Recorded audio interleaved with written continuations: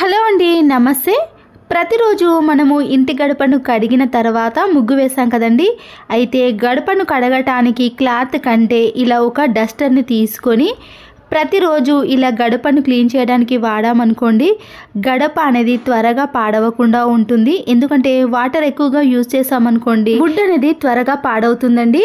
తర్వాత మనము ఈ డస్టర్ని ఇలా వాటర్తో క్లీన్ చేసామనుకోండి, నీట్గా ఉంటుంది.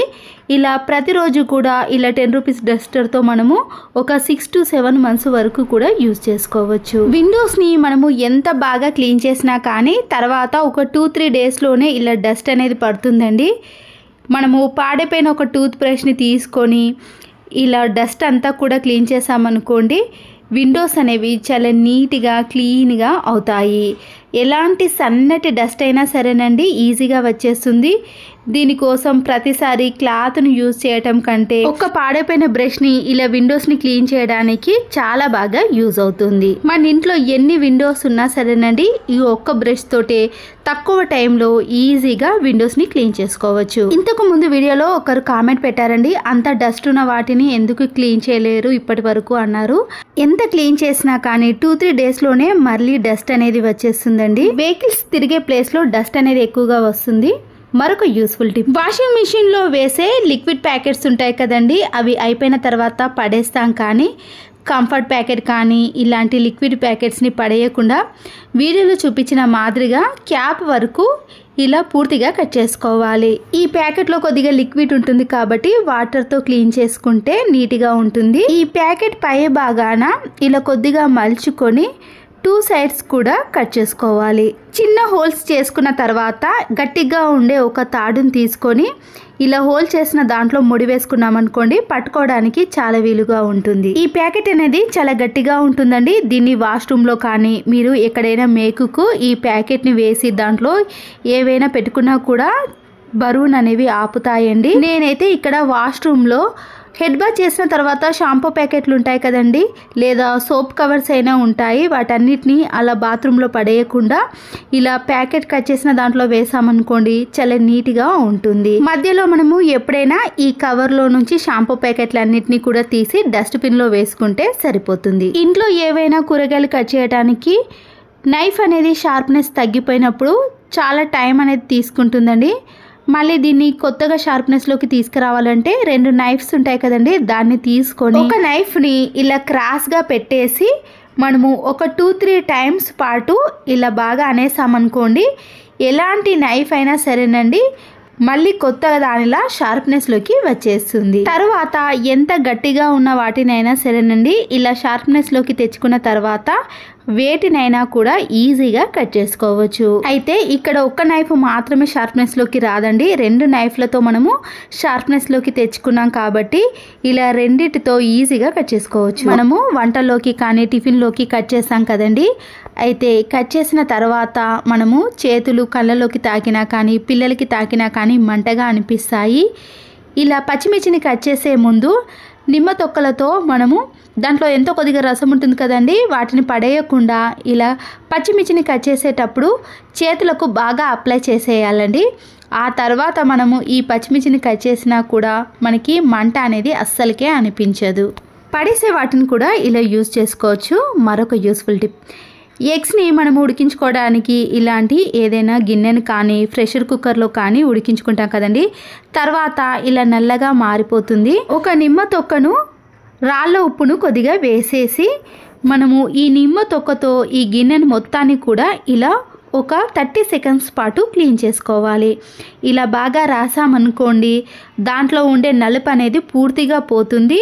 మళ్ళీ గిన్నె అనేది ఎప్పటి మాదిరిగా కనిపిస్తుంది. ఇడ్లీ పాత్ర అడుగు భాగం కూడా నలుపెక్కకుండా ఉండాలంటే దాంట్లో నిమ్మకాయ వేసి ఇడ్లీ పాత్రను పెట్టుకోవచ్చు. మా వాషింగ్ మిషన్ అయితే టాప్ లోడ్ అండి, ఫ్రంట్ లోడ్ వారికి అయితే కింద క్లీన్ చేసుకోవడానికి ఇస్తారు కదా, అయితే టాప్ లోడ్ వారికి అయితే ఇక్కడ సైడ్లో ఇలా గట్టిగా ప్రెస్ చేసామనుకోండి ఇది వచ్చేస్తుంది. దీనిలో ఓపెన్ చేసామనుకోండి దాంట్లో డస్ట్ అనేది ఎక్కువగా ఉంటుంది. నాకైతే వాషింగ్ మిషన్ సర్వీస్కి వస్తారు కదండి, వాళ్ళు చూపించారు.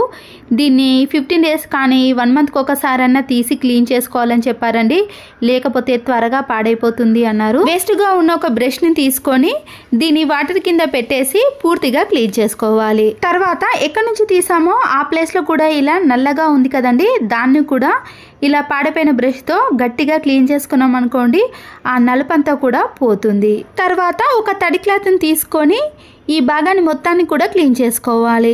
అయితే వాషింగ్ మిషన్ని ఇది క్లీన్ చేసుకోవడానికి ముందుగా మనము బటన్ని స్విచ్ ఆఫ్ చేయడం కానీ ప్లగ్ను మొత్తం తీసేయడం కానీ చేయాలండి. ఆ తర్వాతనే ఈ ప్రాసెస్ అంతా చేసుకోవాలి. వైట్ ప్లాస్టర్ కానీ లేదా ఇలాంటి కలర్ ప్లాస్టర్ని కొద్దిగా తీసుకొని మన ఇంట్లో ఉండే చిన్న చిన్న మేకులు కానీ స్క్రూస్ ఉంటాయి కదండి, ఇలాంటివి ఎప్పుడో ఒకసారి యూజ్ అవుతాయి.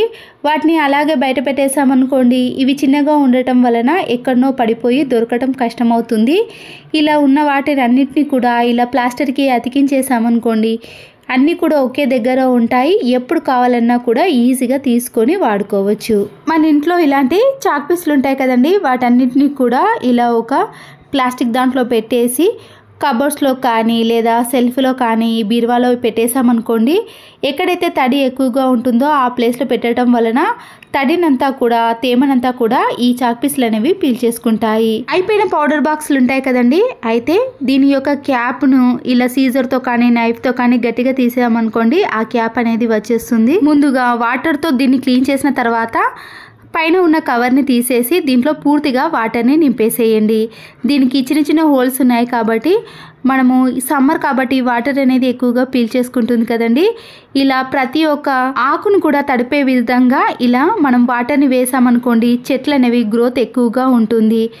ఖాళీ కూల్ డ్రింక్ బాటిల్స్ యొక్క క్యాప్కి చిన్న చిన్న హోల్స్ చేయటం కంటే ఇంట్లో ఇలా అయిపోయిన పౌడర్ బాక్స్ని యూజ్ చేసామనుకోండి, మన పని అనేది చాలా ఈజీగా అయిపోతుంది. ట్యాప్స్ పైన వాటర్ మరకలు సోప్ మరకలు పడి జిడ్డుగా తయారవుతుంది కదండి, మన ఇంట్లో ఎక్స్పైర్ అయిపోయిన కేచప్స్ ఉంటాయి కదా, ఈ ట్యాప్స్ పైన వేసి పాడైపోయిన బ్రష్తో కానీ స్క్రబ్బర్తో ఈ ట్యాప్స్ని క్లీన్ చేసుకున్నాం అనుకోండి, సోప్ మరకలు కానీ వాటర్ మరకలు అనేవి అస్సలకే కనిపించవండి. మళ్ళీ ఇవి కొత్త దానిలా షైనింగ్లోకి వస్తాయి. మన ఇంట్లో ఉండే వాష్ బేసిన్ కానీ సింక్ నుంచి బ్యాడ్ స్మెల్ వచ్చినప్పుడు దీనిపై కొద్దిగా బేకింగ్ సోడాను లేదా కంఫర్ట్ని వేసి క్లీన్ చేసుకున్నారనుకోండి, ఈ వాష్ బేసిన్లో నుంచి మంచి సువాసన అనేది వస్తుందండి, బ్యాడ్ స్మెల్ అనేది అస్సలకే రాదు. అప్పుడప్పుడు ఇలాంటి వాటితో కూడా క్లీన్ చేసుకోవాలి. స్టీల్ గిన్నెని కానీ లేదా ప్లాస్టిక్ బౌల్ని ఏదైనా తీసుకొని ఇలాంటి చిన్న చిన్న గోళీలు ఉంటాయి కదండి, వాటన్నిటిని కూడా దీంట్లో వేసి ఒక ప్లేట్ని పెట్టేసుకోవాలి.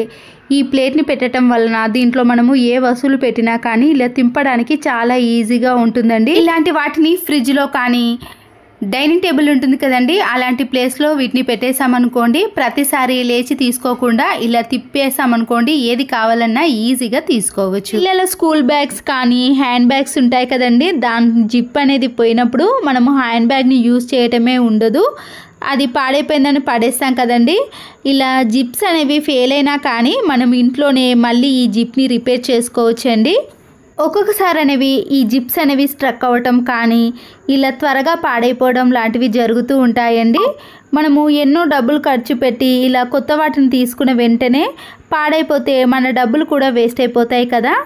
ఇలా ముందుగా పాడైపోయిన జిప్పు పైన క్యాండిల్ని ఇలా 2-3 టైమ్స్ పాటు బాగా అప్లై చేయాలండి. జిప్పు మొత్తాన్ని కూడా ఇలా అన్ని వైపులా అప్లై చేసుకోవాలి. తర్వాత జిప్ని మళ్ళీ మనము పెట్టడానికి ట్రై చేసినా కూడా ఇలా గ్యాప్ వచ్చేసింది అనుకో, జిప్పుని ఇలా చివరి భాగానికి తీసుకొని కటింగ్ ప్లేయర్ ఉంటుంది కదండి, దాంతో ఇలా గట్టిగా ప్రెస్ చేసేయండి.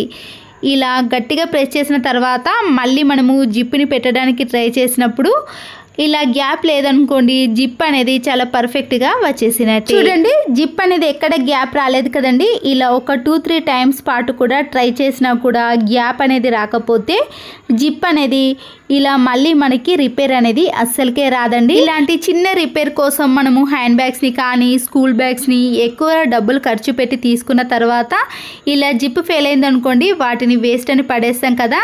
₹1 ఖర్చు పెట్టకుండా ఇలా ఇంట్లోనే మనము నీట్గా రిపేర్ చేసుకోవచ్చు.